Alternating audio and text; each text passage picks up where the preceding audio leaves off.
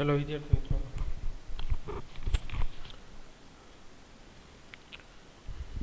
આપણે દાખલા જોઈએ.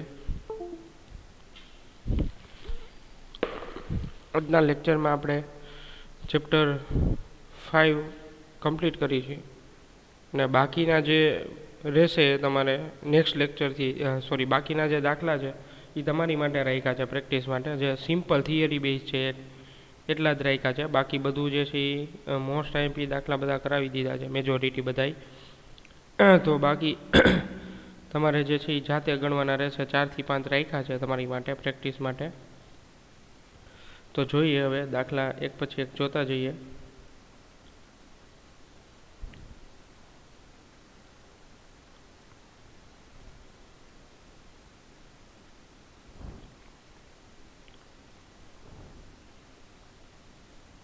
જો એક વેલ્યુ આપી છે, બોક્સ અને ટ્રેનના તળિયા વચ્ચેનો સ્થિત ઘર્ષણાંક 0.15 હોય. એટલે બોક્સ અને ટ્રેનના તળિયા વચ્ચેનો ઘર્ષણાંક તમને આપી દીધો છે 0.15, એટલે મ્યુ બરાબર 0.15 છે. તો ટ્રેનના તળિયા પર રહેલ બોક્સ સ્થિર રહે તે માટે ટ્રેનનો મહત્તમ પ્રવેગ કેટલો હોવો જોઈએ. હવે સ્થિર રહે એ માટેની કન્ડિશન તમને ખબર છે, less than or equal to હોવો જોઈએ. ઘર્ષણાંક અને બળ વચ્ચેનો સંબંધ less than or equal to હોવો જોઈએ.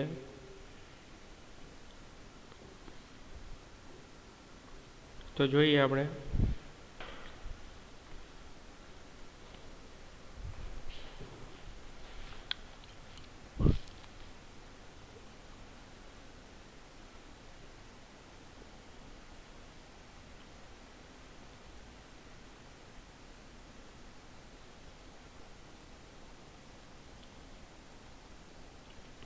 ચલો, ઘર્ષણાંક આપી દીધો છે, મ્યુ આપી દીધો છે.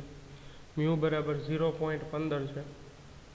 ચાલો, અને ટ્રેનનો મહત્તમ પ્રવેગ મેળવવાનો છે. તો એ બરાબર કેટલા, અને એફએસ બરાબર ma. આ ફોર્મ્યુલા છે. અને સમીકરણ 1 કહી દઈએ. અને n બરાબર mg, અધો દિશામાં લાગતું બળ, નીચેની તરફ લાગતું બળ. તો FS less than or equal to mu S mg જેટલું થશે. મ્યુ એસ mg જેટલું થશે. એટલે એફએસ બરાબર તમને ખબર છે ma છે, એટલે ma equal to mu S mg થશે. એમાં કેન્સલ, તો a equal to mu S G. ચલો, આ રીતે પ્રવેગ મળી જશે. તો પ્રવેગ, ટ્રેનનો મહત્તમ પ્રવેગ જે છે એ a બરાબર મ્યુ આપી દીધો છે 0.15, અને ગુરુત્વ પ્રવેગ એટલે g અથવા તો 9.8 બંને લઈ શકો, આપ્યું નથી એટલા માટે. ચાલો, તો a બરાબર 0.15 ગુણ્યા 10 એટલે 1.5 મીટર પર સેકન્ડ સ્ક્વેર લ્યો. આટલો પ્રવેગ તમને મળે વિદ્યાર્થી મિત્રો. આટલો પ્રવેગ જે છે એ મળે બોક્સ અને ટ્રેનના તળિયા વચ્ચેનો સ્થિત ઘર્ષણાંક 1.5 મીટર પર સેકન્ડ સ્ક્વેર. ચલો, ત્યારબાદ એના પછીનો ન્યુમેરિકલ છે એ આપણે લખી નાખીએ. આમાં આ ઇરેઝ કરી નાખું છું. સાવ સિમ્પલ દાખલો હતો આ. 1 માર્ક્સના MCQ માટે પૂછાય. અને આ બધી કન્ડિશન તમને ઘર્ષણાંકમાં લખાવી છે. ગતિક ઘર્ષણાંક, સ્થિત ઘર્ષણાંક, એના કન્ડિશન, એના કેસ. તો એ બધા જો આ દાખલામાં ન ખબર પડે તો એ આગલા લેક્ચર જોઈ લેજો, થિયરિટિકલ જ છે. એમાં આ બધા કેસ આપ્યા છે. સ્થિર રહે તો, ગતિમાં હોય તો, સ્થિત ઘર્ષણાંક બળ વધે તો શું થાય. ચાલો, એના પછીનો જે ન્યુમેરિકલ છે એ શું આપેલો છે તમને, કે 18 કિલોમીટર પ્રતિ કલાકની ઝડપથી, એટલે કે 18 કિલોમીટર પ્રતિ કલાકની ઝડપથી એ એક સાયકલ સવાર સમતલ રસ્તા પર, એટલે કોઈ એક વ્યક્તિ છે એ સીધા રસ્તા પર 3 મીટર ત્રિજ્યાનો, એટલે ત્રિજ્યા આપી દીધી છે 3 મીટર ત્રિજ્યાનો તીવ્ર વર્તુળાકાર વળાંક એટલે જે ટર્ન આપેલો છે વળાંક છે એ 3 મીટર ત્રિજ્યાનો છે અને ઝડપ ઘટાડ્યા સિવાય લે છે એટલે એની ઝડપ છે એ અચળ રાખે છે 18 કિલોમીટર પ્રતિ કલાકની અચળ ઝડપથી એ સાયકલ સવાર 3 મીટર ત્રિજ્યાનો રાઉન્ડ લે છે તો ટાયર અને રસ્તા વચ્ચેનો સ્થિત ઘર્ષણાંક પણ તમને આપી દીધો છે ટાયર અને રસ્તા વચ્ચેનો સ્થિત ઘર્ષણાંક 0.1 છે તો શું વળાંક લેતી વખતે સાયકલ સવાર લપસી જશે તો શું વળાંક લેતી વખતે સાયકલ સવાર લપસી જશે તો આ કેસ પણ આપણે લાસ્ટ લેક્ચરમાં થિયરી જોઈ હતી કે ઢોળાવાળા અથવા તો સમતલ વક્રાકાર રસ્તા પર તો અહીંયા સમતલ છે જુઓ તો જે લોકોને પ્રોબ્લેમ પડતા હોય ન્યુમેરિકલમાં તો એ લોકો થિયરી થોડી વીક હોય તો થિયરી વધારે કરવી થિયરી એટલા માટે જ આપણે વધારે ટાઈમ લઈને કરીએ છીએ કે જેથી દાખલા જે છે એ સ્પીડમાં અને સારી રીતે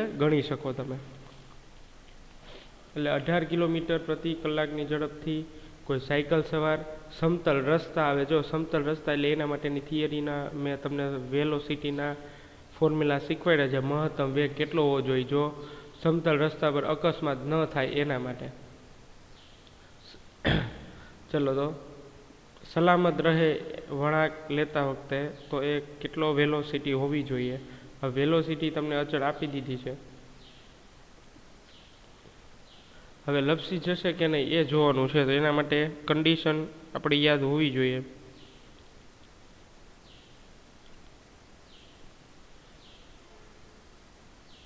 કન્ડિશન શું હતી કે ઘર્ષણાંક વધારે હોય તો એ બહારની તરફ નહીં ધકેલાય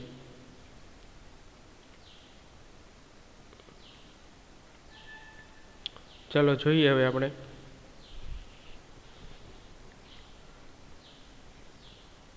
ડેટા લખી v = 18 કિમી પર હવર તો v = 18 ગુણ્યા 1000 કિલોમીટર પ્રતિ કલાક છે તો એને આપણે મીટર પર સેકન્ડમાં ફેરવીએ તો 3600 18 અને અહીંયા આવશે 5 તો વેલોસિટી મળી 5 મીટર પ્રતિ સેકન્ડ ચલો આ વેલોસિટી મળે છે હવે તમને ફોર્મ્યુલા લખાયું છે થિયરીમાં સમક્ષિતિજ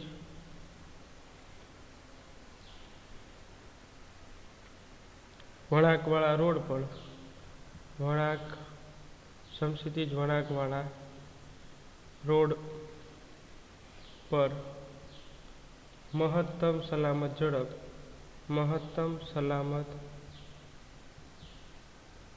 ઝડપ તો Vmax બરાબર √μsRG આવશે એની સૂત્ર છે ફોર્મ્યુલા છે ખાસ યાદ રાખવાનું છે μsRG v મેક્સિમમ = √μsRG જ્યાં આ મ્યુ છે μs છે એ ઘર્ષણાંક છે R છે એ ત્રિજ્યા છે અને g એટલે ગુરુત્વ પ્રવેગ એ છે 10 મીટર પર સેકન્ડ સ્ક્વેર ચાલો આ જે ફોર્મ્યુલા મેં લખી છે એના ડેટા આપણે પુટ કરીએ μs તમને આપેલો છે 0.15 μs = 0.15 એટલે 0.15 એને ગુણ્યા વેગ R જે છે ત્રિજ્યા આપી દીધી છે 3 ચલો ત્રિજ્યા છે એ પણ આપી દીધી છે 3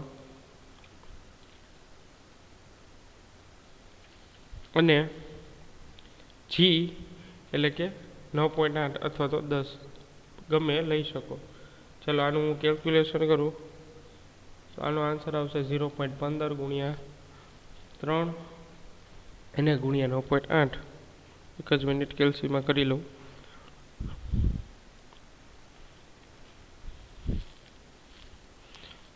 .15 ગુણ્યા 3 ને એને ગુણ્યા 9.8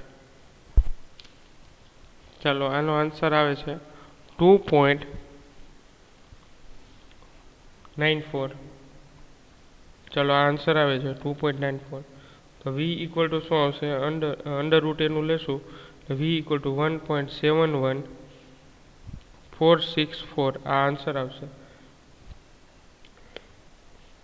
ચલો આટલા મીટર પર સેકન્ડ એનો વેલોસિટી હોવી જોઈએ. v ઇક્વલ ટુ 1.71 મીટર પર સેકન્ડ આટલી વેલોસિટી હોવી જોઈએ તો એ સમતલ રસ્તા પર વળાંક લે તો એને પ્રોબ્લેમ પડે નહીં. પણ આપણને કેટલી વેલોસિટી આપી છે? v બરાબર 5.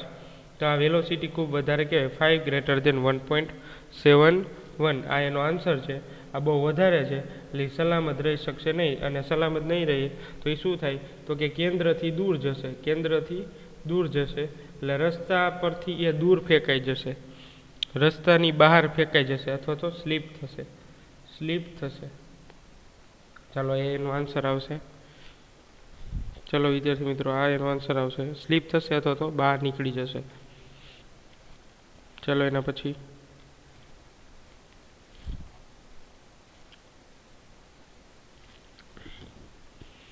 ચાલો શું કીધું છે? 100 કિલોગ્રામ દળની ગનમાંથી, એટલે એક ગન આપેલી છે કે જેનું વજન છે એ 100 કિલોગ્રામ છે.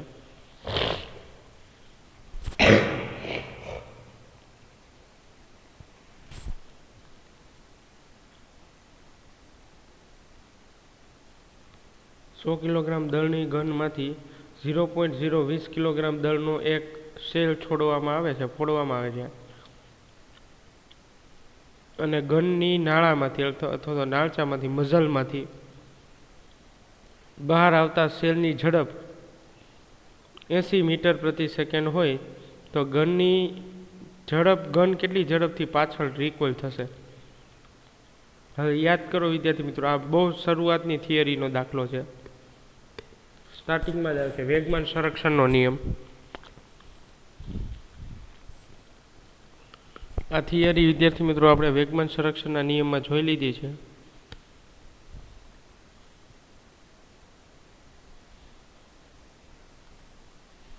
સો કિલોગ્રામ દળની ગનમાંથી 0.020 કિલોગ્રામ દળનો એક સેલ ફોડવામાં આવે છે તો ગનની ઝડપમાંથી બહાર આવતા સેલની ઝડપ 80 મીટર પર સેકન્ડ હોય તો ગન કેટલી ઝડપથી પાછળ ધકેલાશે?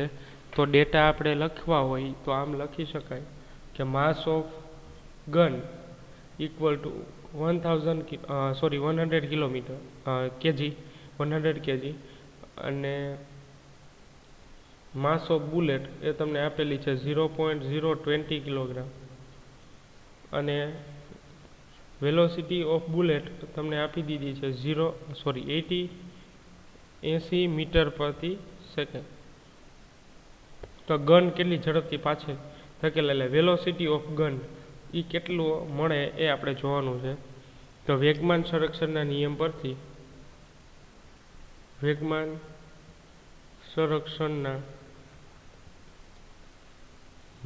પરથી m1 v1 બરાબર m2 v2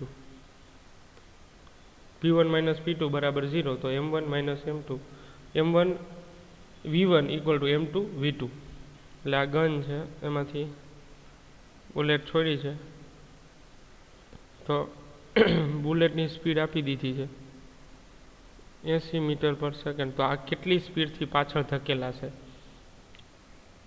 તો નામ આપી દઈએ m1 v1 એની જગ્યાએ એમ લઈએ mg vg equal to mb vb. આપણે vg ફાઇન્ડ કરવાનું છે. વેલોસિટી ઓફ ગન બરાબર શું આવશે? mb ઇન્ટુ vb ના છેદમાં mg. તો vg ગનનો વેલોસિટી કેટલી થશે? તો કે mb એટલે mass of bullet 0.020 into velocity of bullet એ કેટલી આપી છે? 80 મીટર પર સેકન્ડ અને vg છેલ્લે લાસ્ટમાં આપી છે vg એ ફાઇન્ડ કરવાની છે અને mg આપેલું છે 100. ચલો એક કેન્સલ. અહીંયા આવશે 5 ગુણ્યા 2 અને અહીંયા આવશે 4 ગુણ્યા 2 એટલે 5/4. હવે આની કેલ્ક્યુલેશન કરવી પડશે કેલ્સીમાં. એટલે vg ઇક્વલ ટુ શું થશે? અથવા તો કેલ્સી ન હોય તમારા પાસે છતાં ગણતરી કરવી તો આ રીતે કરવાની 1 2 એટલે 2 ગુણ્યા 10⁻2 ગુણ્યા 4 ના છેદમાં 5. આ રીતે પણ તમે ગણતરી કરી શકો. એટલે 8 ના છેદમાં 5 ગુણ્યા 10⁻2. ચલો હવે કેલ્ક્યુલેટ કરો 8/5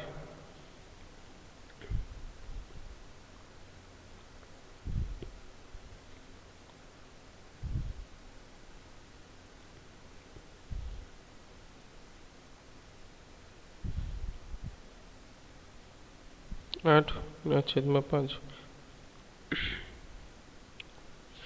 એટલે 1.6 આવે છે. 1.6 ગુણ્યા 10 - 2 એટલે 0.016 મીટર પ્રતિ સેકન્ડ.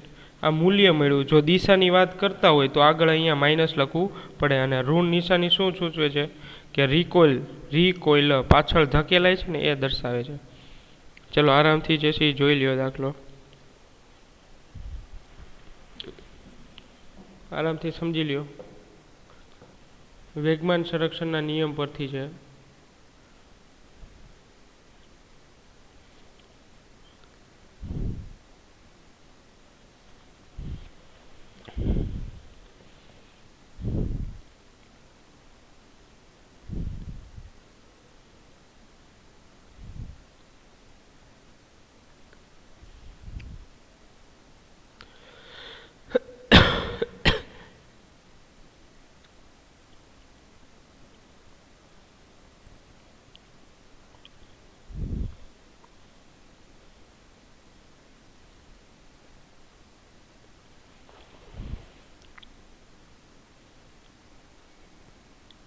ચલો હવે એના પછી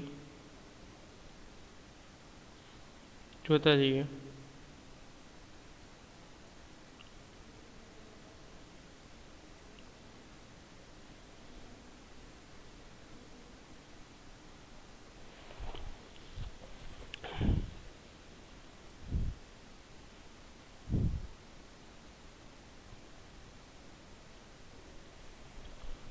નેક્સ્ટ 0.04 કિલોગ્રામ દળ ધરાવતી અને 90 મીટર પર સેકન્ડની ઝડપથી ગતિ કરતી એક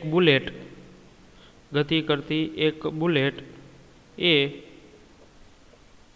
એક ભારે લાકડાના બોક્સમાં પ્રવેશે છે, એટલે એન્ટર થાય છે, અને 60 સેન્ટીમીટરનું અંતર અંદર કાપે છે. એટલે લાકડામાં ગોળી ઘૂસી જાય છે બોક્સમાં, અને અંદર 60 સેન્ટીમીટર જેટલું અંતર કાપે છે અંદર ઘૂસીને, અને બ્લોક વડે બુલેટ પર સરેરાશ અવરોધક બળ એટલે કે આઘાત કેટલો બળ હશે, ઇમ્પલ્સ કેટલો હશે એ મેળવવાનું છે. અવરોધક બળ મેળવવાનું છે કે કેટલું એને રોકી રાખવા માટે બળ લગાડશે. બુલેટ પર લાગતું બળ મેળવવાનું છે.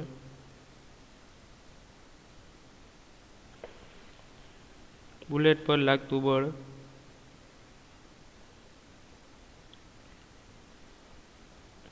તો આ ટૂંકમાં આપણે ચેપ્ટર નંબર 3ની થિયરી હતી સ્ટોપિંગ ડિસ્ટન્સ, એના ઉપરથી પણ લઈ શકીએ.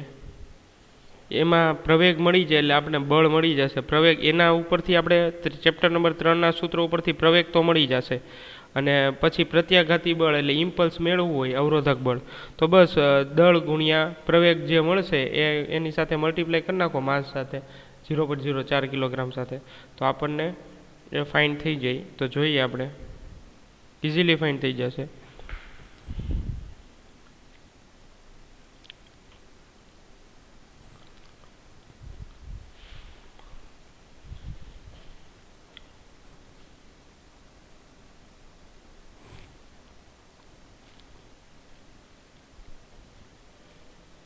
ચલો માસ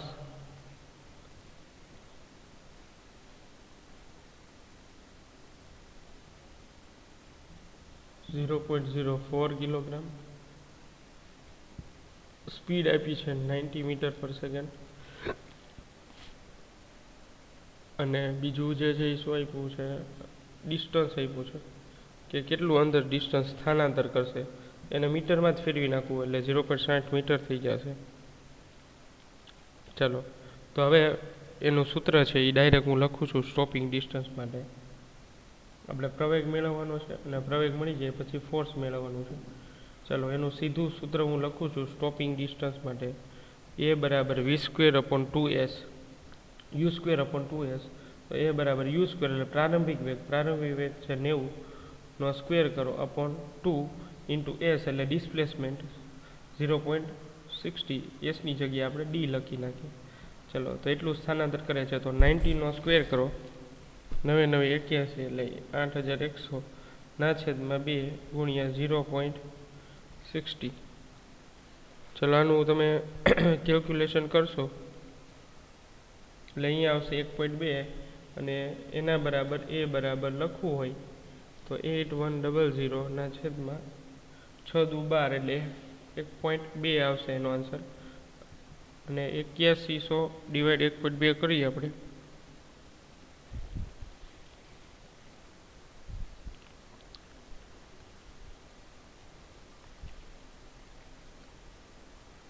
જોઈએ, આપણે કેલ્ક્યુલેટ કરી લઈએ.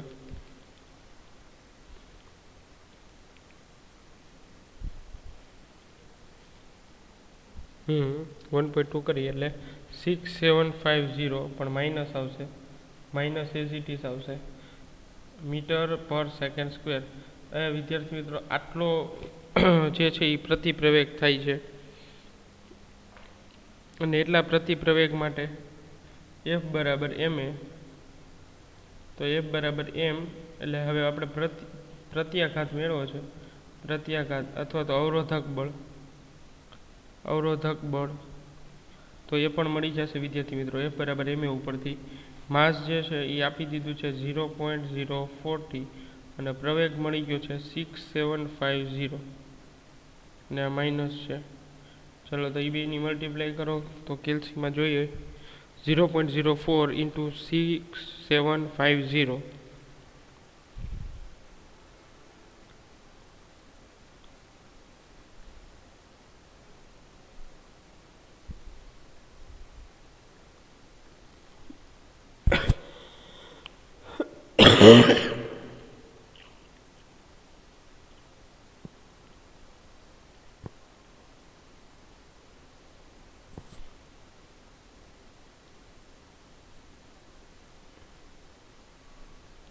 ચલો એનો આન્સર થશે 270 ન્યૂટન એટલે 270 ન્યૂટન આવશે. પ્રત્યાઘાત બળ જે છે એફ બરાબર 270 ન્યૂટન જેટલું લાગશે, અવરોધક બળ. ચલો એના પછી નેક્સ્ટ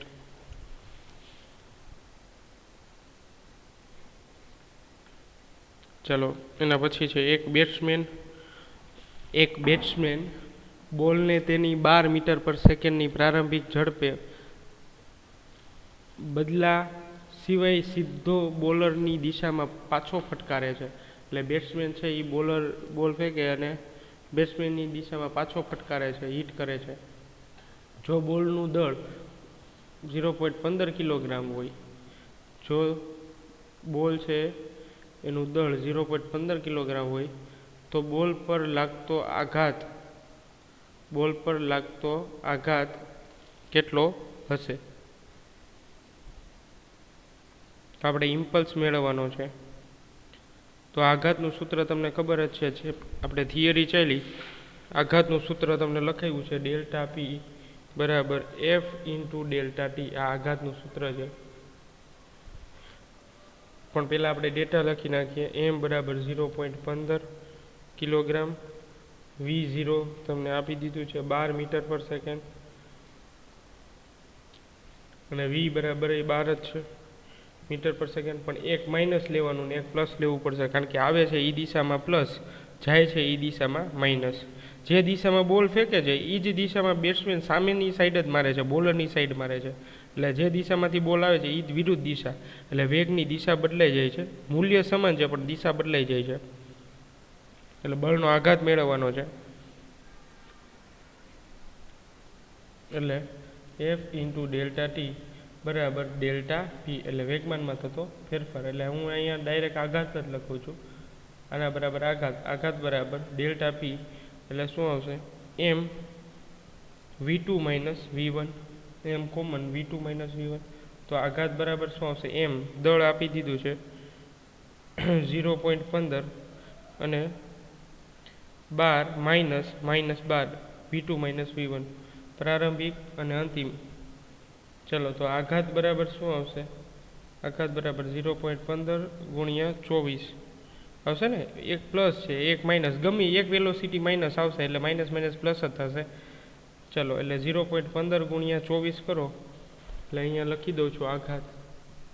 તો આઘાતની વેલ્યુ કેટલી મળે છે? 0.15 ગુણ્યા 24 એટલે 3.6 ન્યૂટન ઇન્ટુ સેકન્ડ. આટલો આઘાત આવે, આટલો ઇમ્પલ્સ જોવા મળે, 3.6 ન્યૂટન ઇન્ટુ સેકન્ડ. હવે બળના આઘાતની દિશા બેટ્સમેનથી બોલર તરફ હોય છે. એટલે દિશા જો પૂછે તો બેટ્સમેનથી બોલર તરફ,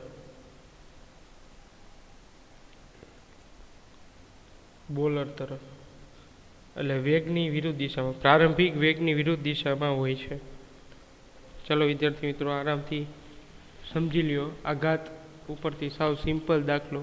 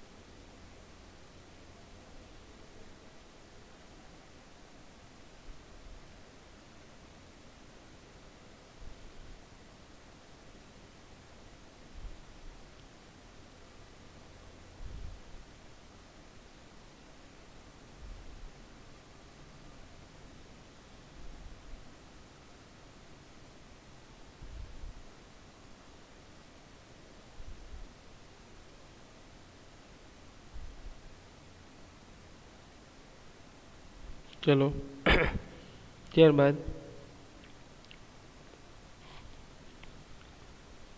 દોરીના એક છેડે બાંધેલ 0.25 કિલોગ્રામ દળના એક પદાર્થ એક પથ્થરને સમક્ષિતિજ સમતલમાં 1.5 મીટર ત્રિજ્યાના વર્તુળમાં 40 રિવોલ્યુશન પર મિનિટ એટલે કે એટલા પરિભ્રમણ પ્રતિ મિનિટની ઝડપથી ઘુમાવવામાં આવે છે તો દોરીમાં તણાવ કેટલું હશે?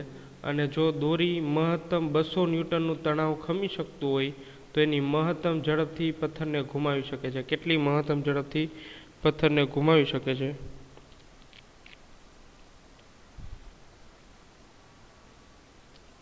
ચાલો જોઈએ. છેલ્લો દાખલો છે આજના લેક્ચરમાં. પછી નેક્સ્ટ લેક્ચર જ્યારે હશે ત્યારે આપણે 6થું ચેપ્ટર કાર્ય ઉર્જા અને પાવર સ્ટાર્ટ કરવાના છીએ. કાર્ય ઉર્જા અને પાવર.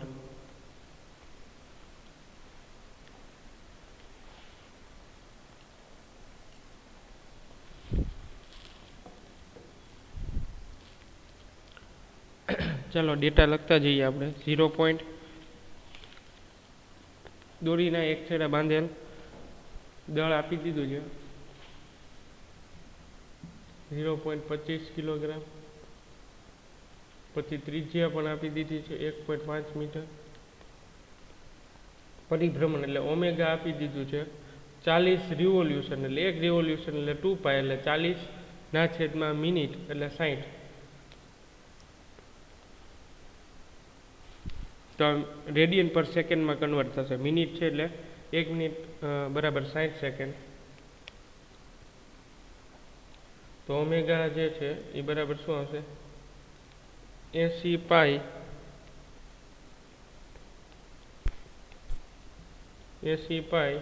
ના છેદમાં 60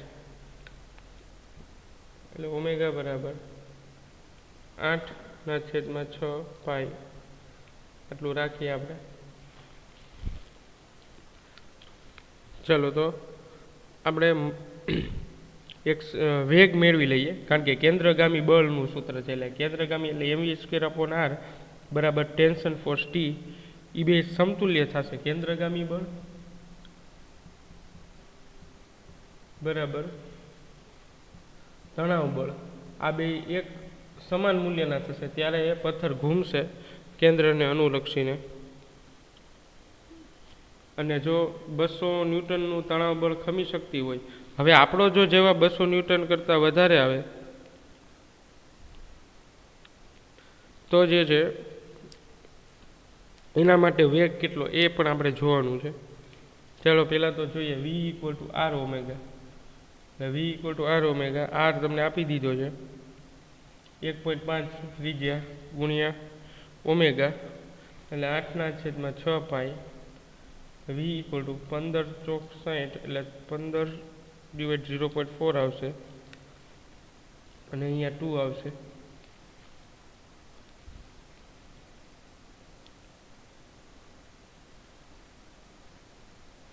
અને સોરી અહીંયા 0.4 ને 4 જ આવશે. 4 2 = 8 અને 2 પાઈ આ રીતે આવશે 2 પાઈ મીટર પર સેકન્ડ. આ રેખીય વેગ મળ્યો.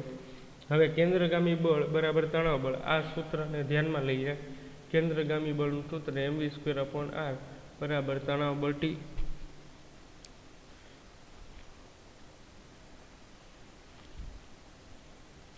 તો હવે તણાવ બળ મેળવવાનું છે. તો T બરાબર દળ તમને આપી દીધું છે 0.25, વેલોસિટી 2 પાઈ એટલે 4 પાઈ સ્ક્વેર આવશે અપોન r એટલે 1.5. ચાલો આની કેલ્ક્યુલેશન કરશો એટલે 6.57 ન્યૂટન જેટલું તણાવ બળ લાગશે. ચલો તો તણાવ બળ મળી ગયું વિદ્યાર્થી મિત્રો. દોરીમાં કેટલું તણાવ બળ છે તો એ તણાવ બળ આપણને મળી ગયું છે 6.57 જેટલું તણાવ બળ લાગશે. હવે એક બીજો કેસ લઈએ. આ જે છે એ ઇરેઝ કરી નાખું બીજા કેસ લેવા માટે. બીજો કેસ શું કહે છે વિદ્યાર્થી મિત્રો? જો બીજો કેસ આપણને એવી માહિતી આપે છે કે જો દોરી મહત્તમ 200 ન્યૂટનનું તણાવ બળ ખમી શકતી હોય તો કેટલી મહત્તમ ઝડપથી પથ્થરને ઘુમાવી શકે છે. હવે આપણે ઝડપ મેળવવી છે. હવે તણાવ બળ આપી દીધું 200 ન્યૂટન. હવે આપણે ઝડપ મેળવવી છે. તો ઝડપ કેમ મળશે વિદ્યાર્થી મિત્રો? ઝડપ કેમ મળશે? એટલે mv²/r equal to T.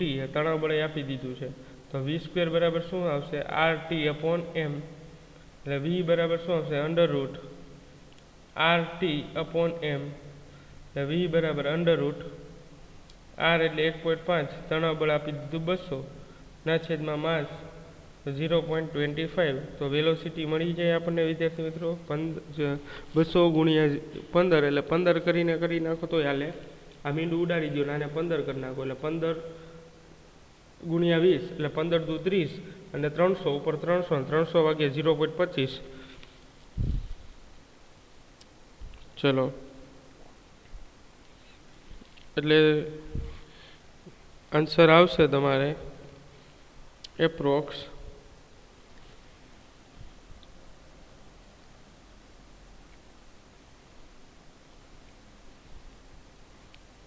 v બરાબર 34 વર્ગમૂળ લેશો એટલે 34.64 જેટલો આન્સર આવશે મીટર પર સેકન્ડ. હવે સમજાણું વિદ્યાર્થી મિત્રો? જો 200 ન્યૂટન જેટલું તણાવ બળ આપવામાં આવે તો એ કેટલા મહત્તમ વેગથી ફરી શકશે? તો કે આ દોરી દ્વારા જે વેલોસિટી હશે પથ્થરની તો 34.64 જેટલા મીટર પર સેકન્ડની સ્પીડથી પદાર્થ જે છે એ ઘૂમી શકશે r ત્રિજ્યામાં. એટલે મહત્તમ વેગ આટલો હશે. પહેલા માટે વેગ જો 2π જેટલો હતો. પહેલા માટેનો વેગ કેટલો હતો? 2π જેટલો. પણ આનો વેગ જે છે એટલે 2π તમે કરો તો 6.14 જેટલો થાય. સોરી 6.28, કારણ કે 3.14 ગુણ્યા 2 કરો તો 6.28 જેટલો વેગ જોવા મળે છે. ચાલો સમજાય વિદ્યાર્થી મિત્રો? ચાલો તો આ રીતે આપણે અહીંયા આ ચેપ્ટર સંપૂર્ણ કરીએ છીએ. Chapter number 5. હવે નેક્સ્ટ લેક્ચરથી આપણે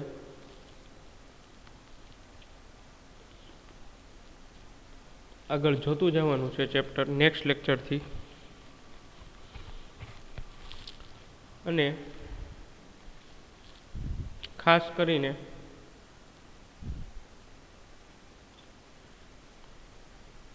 હવે જે છઠ્ઠું ચેપ્ટર છે એ પણ 5માં 3જું 4થું 5માં ડિપેન્ડ છે, એના ઉપર આધારિત છે.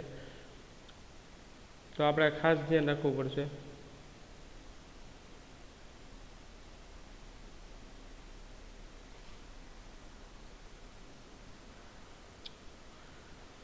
તો જોઈએ વિદ્યાર્થી મિત્રો 6th ચેપ્ટર નેક્સ્ટ લેક્ચરથી. એની પહેલાં થોડું એનું ઇન્ટ્રોડક્શન અહીં લેશું અને વેકેશન દરમિયાન તમારે ત્રીજું, ચોથું, પાંચમું આ ત્રણેય ચેપ્ટરની મારે એક્ઝામ તમને મોકલવાની છે, પણ એ વેકેશન દરમિયાન હશે, ત્રીજું, ચોથું અને પાંચમું. અને સાથે એના 100 જેટલા MCQ નીટ માટેના, એટલે 100 MCQ પ્લસ ત્રીજું, ચોથું અને પાંચમું ચેપ્ટરની પ્રેક્ટિસ તમારે લોકોએ કરવાની છે. એટલે ખાસ રિવિઝન થઈ જાય, જે કંઈ ડાઉટ હોય એ પણ તમારા ક્લિયર થઈ જાય અને પ્રેક્ટિસ પણ થઈ જાય, અને જેથી કરીને ચેપ્ટર નંબર 6 છે એ ચેપ્ટર નંબર 3, 4 અને 5 સાથે સંકળાયેલ છે. એમાં એક કે બે જ અલગ કન્સેપ્ટ આવે છે, બાકી બધું ત્રીજા, ચોથા અને પાંચમાના સૂત્રના ઉપયોગ કરીને આગળ વધવાનું છે. એટલે ત્રીજું, ચોથું, પાંચમું જો સૂત્ર તમને આવડતા હોય તો પ્રોબ્લેમ કાંઈ થાય નહીં. ચલો વિદ્યાર્થી મિત્રો, આજનું આટલું રાખીએ આજના લેક્ચરમાં. નેક્સ્ટ લેક્ચરથી આપણે 6 ચેપ્ટર જે છે એ સ્ટાર્ટ કરશું.